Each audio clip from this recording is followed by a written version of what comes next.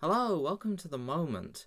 This episode I'll be looking at how well Northumbria NHS has been coping over the winter, and I'll also be talking about a new retail development in Alnwick that's been receiving some backlash. So let's turn to the first story.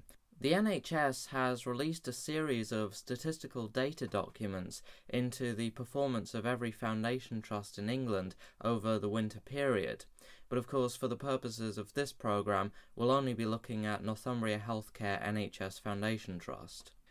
The charts begin on the 27th of November and continue through to the 31st of December, so as you can imagine there's quite a lot of information entailed within them. And each of the charts is broken down into subcategories such as bed occupancy by long-stay patients, paediatric intensive care, and ambulance arrivals and delays.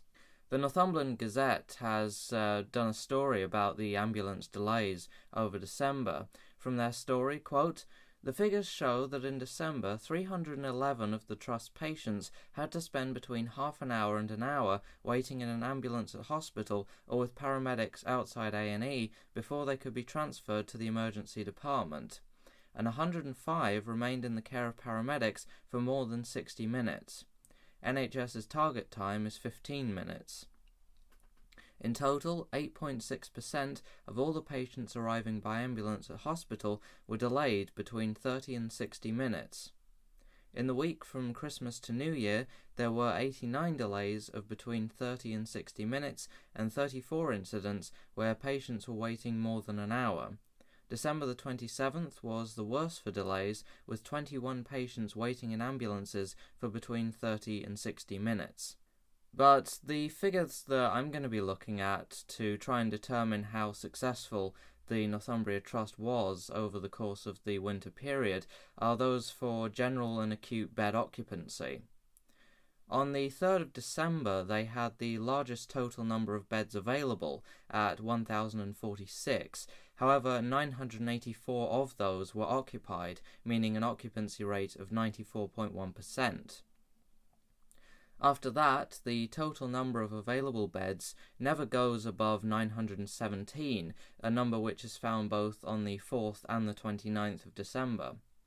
However, the bed occupancy is higher on the 4th at 818 to 756 beds occupied on the 29th.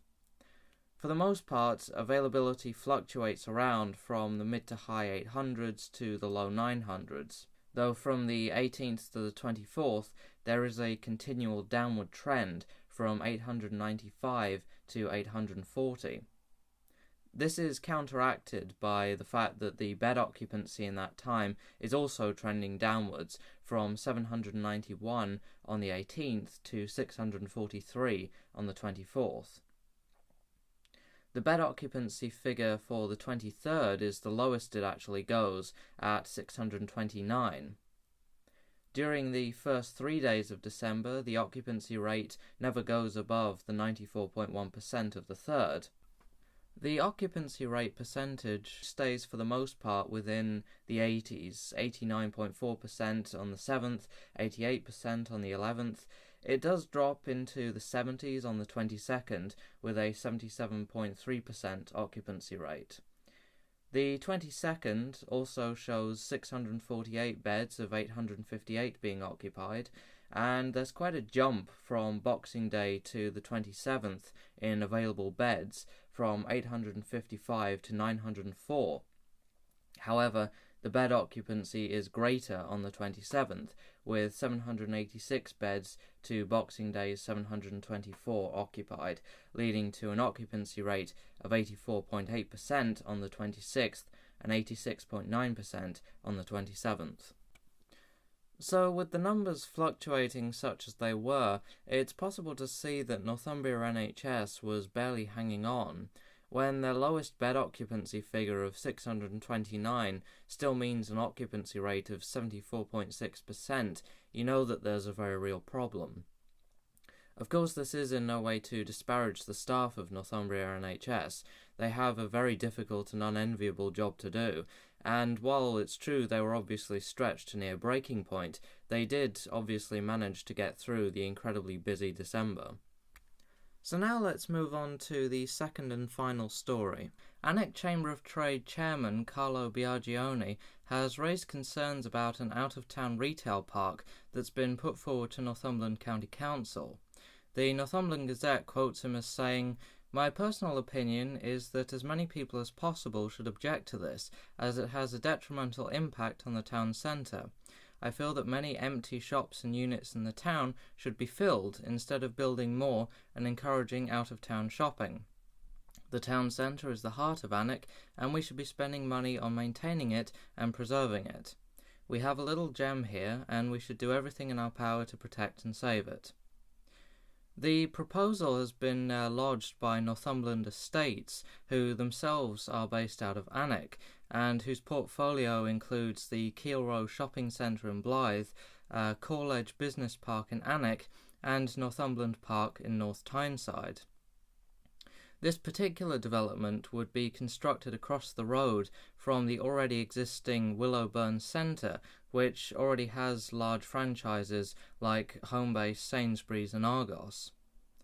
The planning and retail statement written by Lichfield's development consultants explains the makeup of the site, saying, quote, "The proposed development includes the following elements: a food store of 1,039 square metres at ground floor level with a mezzanine of 498 square metres, a small unit for food and or non-food retail comprising 352 square metres in total, an additional 1,872 square metres of non-food retail floor space likely to be subdivided into 3 separate units, a drive-through coffee shop of 166 square metres and associated car parking comprising approximately 226 spaces in total."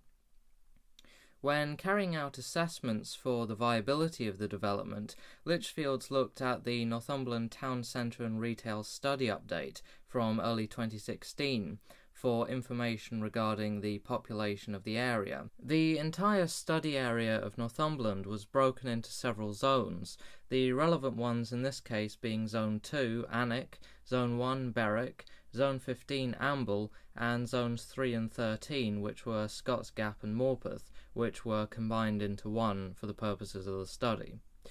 They say, quote, "The extent of the study area takes into account existing shopping patterns and the influence of existing facilities in Alnwick.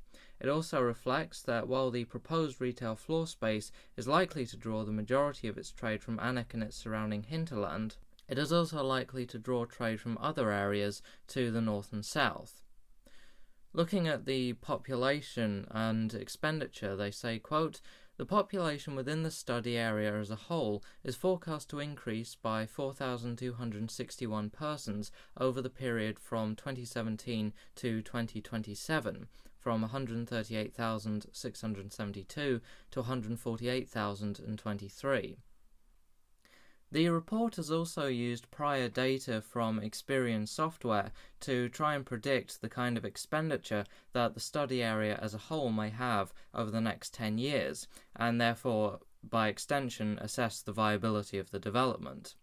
From the numbers, using 2015 expenditure per capita in each zone, they have projected that, quote, "Convenience and comparison goods expenditure will increase by around £2.8 million and £153.4 million, respectively, between 2017 and 2027. So these are just a couple of factors that have been looked at to decide if the construction of the site is viable. However, the obvious problem in this case is that economic figures like per capita expenditure aren't necessarily going to be trending continually upwards, so their predictions of how much is going to be spent in the study area over the next 10 years could be wildly optimistic. There have also been a number of complaints about the development, with Mr. Biagioni's being the most recent. The complaints centre around the negative impact that the development could have on Alnwick Town Centre, with one complaint echoing Mr. Biagioni that there are a number of empty retail spaces in Alnwick that could be filled instead of encouraging people out of town. In particular, one of the complaints quotes the Alnwick and Denwick neighbourhood plan by saying, quote, With respect to out-of-town centre retail development proposals, the plan says, development outside of the town centre will be supported provided there are no suitable town centre or edge-of-centre sites. The projected economic benefits of the scheme can be achieved without negative impact on the town centre vitality and the viability of town centre trade. The scheme will enhance retail choice and quality within the town centre as a whole. So from this it's possible to say that the development certainly doesn't meet the third point at all, and all in all this does look to be just another example of a development company ignoring the neighbourhood plan, which is meant to protect the voice of the local people in these matters, and deciding to build a new facility without any real idea of what it will do to the area. And that's all for this episode. Join me in a fortnight's time for more from around Northumberland and Newcastle. Until then, I'm Oliver Ralph, and this is The Moment.